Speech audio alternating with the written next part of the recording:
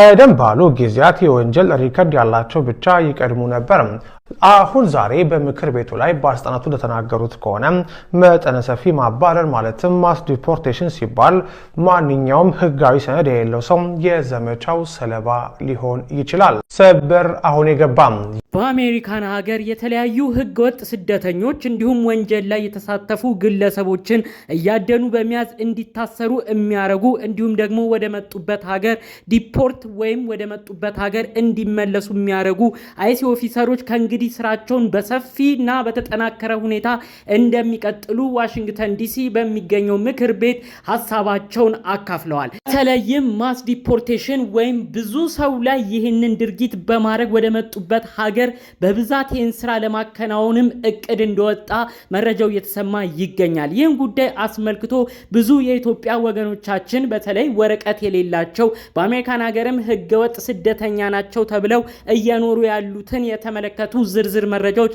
እናስደምጣችኋለን። በሌላ በኩል ከሰሞኑ በዶናልድ ትራምፕ አስተዳደር እየወጡ ያሉ የተለያዩ የጉዞ እገዳዎችን በተመለከተ የዲቪ እጣ ደርሷቸው ብዙዎች በጉጉት ሲጠብቁት ስለነበረውም ጉዳይ በዝርዝር የምናካፍላችሁ መረጃዎች አሉ።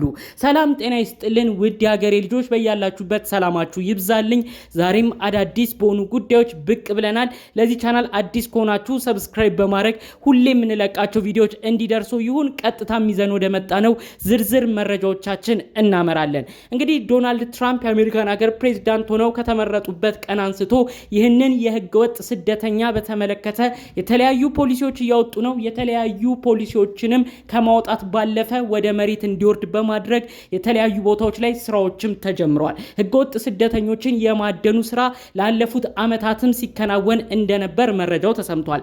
ታዲያ አሁን የምንሰማቸው ዜናዎች ግን ይህን ህገወጥ ስደተኛ የሚያዙበት ሁኔታ በከፋና በደንብ በተጠናከረ ሁኔታ እንዲቀጥል ትዕዛዛቶች እየተሰጡ እንዳሉ ነው መረጃዎቹ የተሰማው። ዶናልድ ትራምፕ ያወጡትን የተለያዩ እገዳዎች የሚያስከብሩላቸው አይሲ ኦፊሰሮች የተባሉ አካላት አሉ። ይህ ሲተነተን ኢሚግሬሽን ከስተምስ ኢንፎርስመንት ማለት ነው። ለእናንተ በሚገባ ቃል ለመግለጽ ደግሞ የተለያዩ ስደተኞችን ወንጀል ላይ የተሳተፉ ሰዎችን የሚያድኑ አዳኞች ናቸው። ትልቅ ስልጣንም ነው በዶናልድ ትራምፕ የተሰጣቸው። ከዚህ በፊት የተለያዩ ሰዎችን የሚይዙበት መንገድ በፍርድ ቤት ትዕዛዝ ወረቀት ይዘው በመሄድ በመኖሪያ ቤትም አስቁመውም የተለያዩ ጥያቄዎችን በማድረግ ያንን የፍርድ ቤት ወረቀት ማዘዣ አሳይተው የሚፈልጉትን ነገር ማድረግ ይችሉ ነበር። ነገር ግን በቅርቡ አይሲ ኦፊሰሮች ወይም አዳኞች የተሰጣቸው ልዩ ስልጣን አለ። ይኸውም እንግዲህ የሚፈልጉትን ሰው ያለ ፍርድ ቤት ማዘዣ ወረቀት ማንንም አስቁመው መጠየቅ እንደሚችሉ፣ በቤት ውስጥም የተለያዩ ፍተሻዎችን ያለ ፍርድ ቤት ወረቀት የሚፈልጉበት ቦታ ሄደው ራንደምሊ በፈለጉት ቦታ የተለያዩ ምርመራዎችን ማድረግ እንደሚችሉ፣ በመቀጠልም የተለያዩ ውሳኔዎች እንዲሰጥ ያንን ሰው አሳልፈው መስጠት እንዲችሉ ሁሉ ልዩ ስልጣንና መብት ተሰጥቷቸዋል። ታዲያ እንግዲህ አይሲ ኦፊሰሮች የተለያዩ ስልጣናቸውን በመጠቀም በተለይ የተለያዩ ህገወጥ ስደተኞችን ወንጀለኞችን የመሰብሰቡን ስራ በስፋት ጀምረዋል። በተለይ ደግሞ በሚኒሶታ ስቴት ሚኒያፖሊስ ከተማ ውስጥ በጣም ከባድ የተባለ ኦፕሬሽንን ሲያደርጉ ነበር። ይህንንም አስመልክቶ ሁለት ግለሰቦች የአሜሪካን ሀገር ዜግነት ያላቸው ሰዎች በአይሲ ኦፊሰሮች ተገለዋል የሚል ሪፖርት ሁሉ እየወጣ ነበር። ይህንንም አስመልክቶ ከባድ ተቃውሞ በአሜሪካን ሀገርም ተከስቶ ነበረ። እንግዲህ አይሲ ኦፊሰሮች የፈጸሙትን የግድያ ወንጀል ምክንያት በማድረግ ነው። በፊት አሜሪካን ሀገር የነጻነት ቦታ ነበር፣ አሁን ግን ሰው እንደ ልቡ እንኳን መንቀሳቀስ አልቻለም በማለት ብዙ ቦታዎች ላይ ተቃውሞ ሲነሳ ነበር። ይህንም አስመልክቶ ዶናልድ ትራምፕም ተጠይቀውበት ነበር። አይሲ ኦፊሰሮች የሚያደርጉት ነገር ትክክል ያልሆነ ነገር ነው በማለት ብዙ ጥያቄ ቀርቦባቸዋል። በምላሻቸው እንደዚህ አይነት ነገር የሚያደርጉ አይሲ ኦፊሰሮች ትክክል እንዳልሆነ በመግለጽ ይሄ ግድያ ወንጀል የተባለውንም ነገር እንደሚያጣሩና አይሲ ኦፊሰሮች እውነት እዚህ ነገር ላይ ተሳትፈው ከሆነ እኛን እንደማይወክል እንገልጻለን በማለት ዶናልድ ትራምፕ መልእክታቸውን አሰምተዋል። በመቀጠልም ግን አይሲ ኦፊሰሮች የሚያደርጉትን የህግ ማስከበር ዘመቻ እንደሚቀጥሉም ጭምር መልእክታቸውን አስተላልፈው ነበር። ታዲያ እንግዲህ ከዚህ በኋላ በተለያዩ ስቴቶች ላይ አይሲ ኦፊሰሮች የመቀነስ አዝማሚያ ታይቶ ነበረ። የሚፈትሹት የሚያድኑት አይሲ ኦፊሰሮች በተለያዩ ስቴቶች ላይ ቁጥራቸው እንዲቀንስም ውሳኔ ተሰጥቶ ቁጥራቸው አነስ ባለ መልኩ ስራቸውን እያካሄዱ ነበር። ታዲያ አሁን በቅርብ ቀናቶች ደግሞ የተሰማው በዋሽንግተን ዲሲ ምክር ቤት ቀርበው አይሲ ኦፊሰሮች የተናገሩት አሜሪካን ሀገርን ሰላማዊ እንዲሁም ደግሞ ለህዝቧ ምቹ ለማድረግ ህገወጥ ሰዎችን በተለያዩ ወንጀል ላይ የተሳተፉ ሰዎችን በማስ ወይም በብዛት የምናስወጣበትን ነገር ገፍተን እንቀጥላለን በማለት ነው እንግዲህ ምስክርነትና ቃላቸውን እየሰጡት ማለት ነው። ታዲያ እንግዲህ ይህንንም አስመልክቶ ነው የሀገራችን ወገኖቻችን ኢትዮጵያን በአሜሪካን ሀገር የሚኖሩ ወረቀታቸው ያልተስተካከለ አሜሪካን ሀገር ለጉብኝት ለተለያዩ ስራ እንዲሁም ደግሞ ለትምህርት ሄደው አሜሪካን ሀገር መቆየት ካለባቸው ጊዜ አሳልፈው የቆዩ ህገወጥ ስደተኛም ናቸው ተብለው የሚነሱ ሰዎች በብዙ ጭንቀት ውስጥ ከሰሞኑ የሚገኙት። ይህንን አስመልክቶ የተለያዩ የህግ ባለሙያዎች ምንድነው የሚሉት? አሁንም ቢሆን ሰው ከመደናገጥ ይልቅ ወረቀቱን ማስተካከል ነው ያለበት። የተለያዩ ችግሮች ሲያጋጥሙት የህግ ባለሙያዎችን ያማክር። አይሲ ኦፊሰሮችን ቢያገኙት የተለያዩ ዶክመንት እጁ ላይ ያለውን ማሳየት ይገባል። ከዛ በመቀጠል በአሜሪካን ሀገር መንግስት በየቀኑ ነው አሁን ላይ ፖሊሲዎች የሚወጡት። ስለሆነም የተለያዩ ሰዎች ይህንን መረጃ ፖሊሲዎችን በየቀኑ ራሳቸውን አፕዴት እያደረጉ መረጃዎችን በደንብ ሊሰበስቡ ይገባል በማለት መልእክታቸውን አስተላልፈዋል ማለት ነው።